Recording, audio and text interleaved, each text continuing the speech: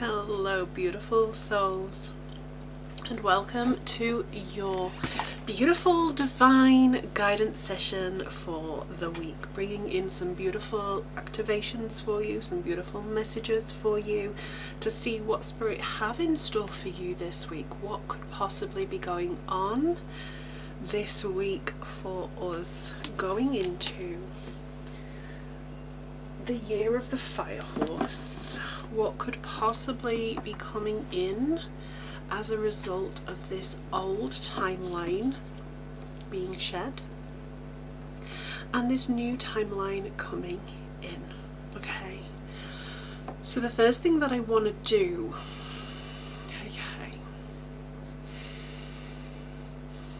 I hear that there is still some old pieces to be shed. There are still some old pieces. So I wanna just sort of drop here, Spirit are really sort of coming in strong with the shedding piece, the snake piece, and just, it's almost like they want to give you confirmation, but also it's almost like a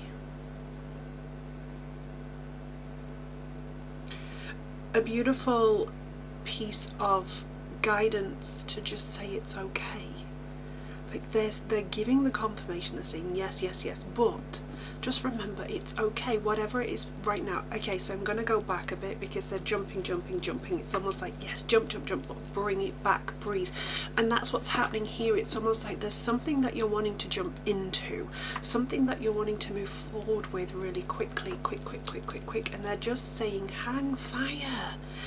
Spirit is saying hold your horses before the fire horse comes in. They're saying hold on, pull back, breathe, go back to basics is what I'm hearing. Go back to basics, ground yourself into the ground, ground. And they're saying really get to grips with your foundations. Because if you jump ahead without solid foundations, things are not going to stick like you want them to. Things are going to, it feels like it's the Tower card is being shown. It's like things are falling over, toppling over. It's almost like building a house without building down first. It's like building a house straight up from the ground up rather than digging in and setting foundation solidly first. There is no lasting, there's no longevity is the word I'm hearing without solid foundations. Okay, so let's see what else Spirit has to offer today. And remember, these readings are not anything to go by in terms of predictions. This is not me telling you what you have to do. This is just guidance. Just take what resonates for you and you can leave the rest. This is all for you. We already have cards jumping out and this makes so much sense. Okay, beautiful. So we have 3 beautiful cards coming in. Let's see if there is another one to be shown here. Yes, okay, thank you. So the big pieces here, we have a lot of sword energy, okay? We have sword energy from the cards, and the swords are all about mental clarity. The swords are all about checking in with your mindset. It's all about your thought patterns, the thoughts that come from your mind space, I want to say the negative behaviors that you hang on to, that you cling to because it feels safe to do so. And a negative behavior might just be that you go round and round in circles of something that was past for you, and you just keep going and hitting the same thing over and over and wanting things to be different. I hear it's the rule of, what's the word? What is the word that's coming in? Spirit, bring me that word. The word is insane. It's insanity, going round and round and round the same thing, doing the same thing over and over and over, and expecting a different result. So what behaviors are you going over and over and over? What habits are you keeping alive that no longer serve you? And these are the things that Spirit are really wanting you to dig down into. Something in terms of the Ace of Swords is coming in. Something is coming in so that it can be shifted. I feel more clarity is coming in with this Ace of Swords. It's almost like a path of clarity is opening up. A path of clarity is opening up. And that clarity is going to come from something, I want to say something logistical. It's almost going to be like a moment of aha. An aha moment that goes, you don't question it, it's just logical, it makes sense. Because a lot of the things tend to not make sense when we think about them. It's like, are we doing this? Are we doing that? And there's a lot of confusion sometimes on this path of logistical thinking. Again, Grizzly is just adding to this reading.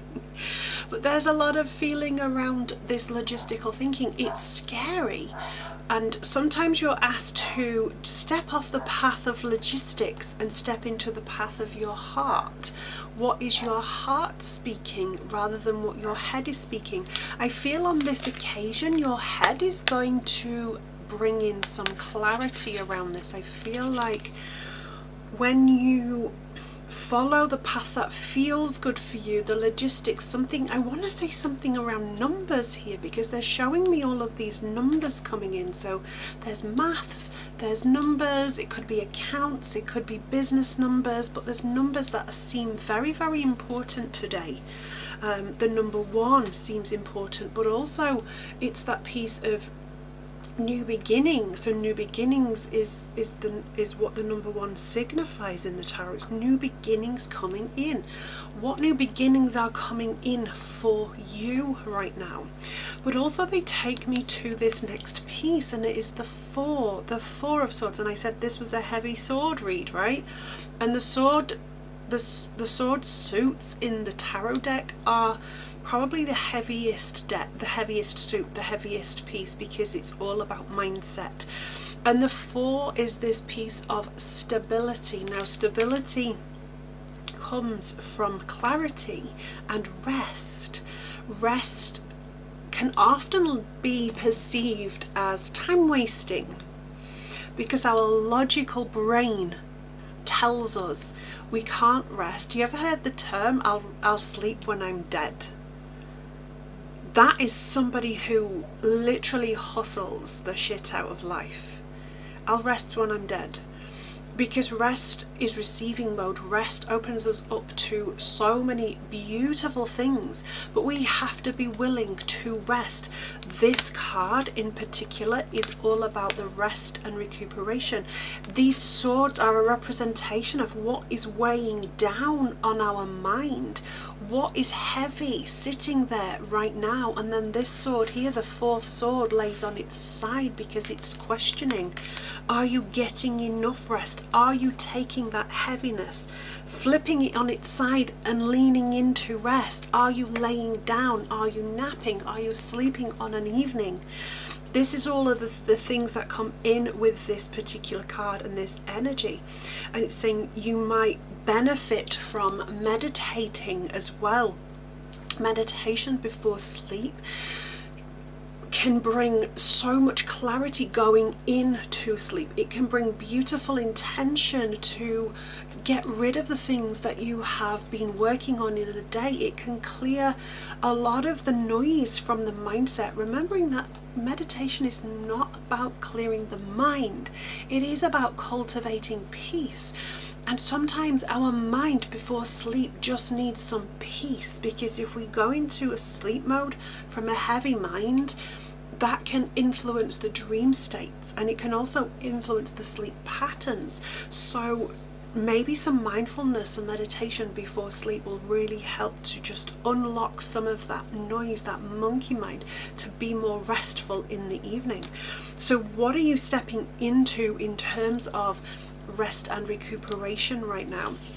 The next card is the Sun card, and it's in a really interesting position because it's the third of 4, and I feel like there is vibrancy around you, but this card sits in 3 other sword cards. So it almost feels like a bit of a hope card. Now, I'm not a big believer in hope, because I always say hope is a 50-50 chance. You either get it or you don't. You win it or you don't. It's 50-50, and I'd rather take action and lose completely than sit in hope all the time. That's the energy that I feel with hope, and it feels like there's this hope of fun, hope of joy, hope of happiness. Will children in my relationship bring me joy? It's almost like sometimes, when there's a couple who are having a difficult time in their relationship, in a marriage, and sometimes often the thought of children can be that bridging thought of, if we have kids, it might make us stronger. And it's not the case at all. You have to be strong as a couple before that fun. You have to create the fun yourself first, and then create the fun in that couple, and then the joy of a child will bring even more. It's an amplification, and that's what I feel this card is here to do this week, is amplify, give you a sense of amplification. If you're not injecting that vibrancy, those high vibrations into your life right now, then you are not going to get the amplification of more joy, more beautiful vibration, more energy. Okay, so it's almost like it's not a warning, but it's an awareness. You gotta do this for yourself first. Oxygen mask first for yourself, right? You gotta inject some fun, some joy. I want to say more freedom as well, because these swords are heavy this week. It's almost like your mind's taking over a little bit. January can bring a lot of heavy vibration. It's also a 5-week month, so for those of you that get paid on a monthly basis, it can, especially after Christmas time, it can feel even heavier. So this is an awareness. Be really aware of the situation right now, and just know that you don't have to spend to have fun. You don't have to break the bank to bring joy. You can do this without. And it's about shifting the vibration within yourself first, doing things for you that feel joyous, that feel fun, that amplify those feelings, that amplify those vibrations, right? That's what this message is right here, is an amplification of all of what you have available to you right now. Even though you may feel tired and restless, even though you know something else is coming, but there's still a lot of things to sort out, right? There's things shifting, a new path, those numbers coming in. What is going on? And I also want to drop the number 20 there as well. The number 20, and also